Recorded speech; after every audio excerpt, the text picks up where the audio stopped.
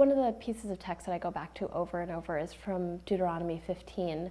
It's this amazing, amazing section on poverty where God starts off by saying that there won't be any poor among us, and then just 4 verses later says, but there's always going to be poor people, and this is what you have to do if there's poor people. And actually, I called my first book after this section. I called it There Shall Be No Needy.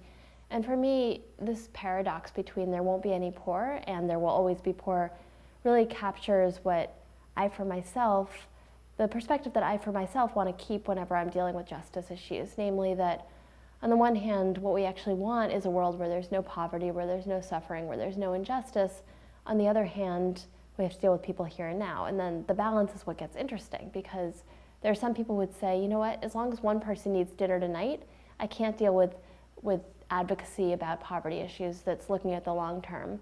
And there are some people who say, if you're just handing out food, it's just a Band-Aid solution, you're not dealing with the big issue. And the answer for me is somewhere in the middle.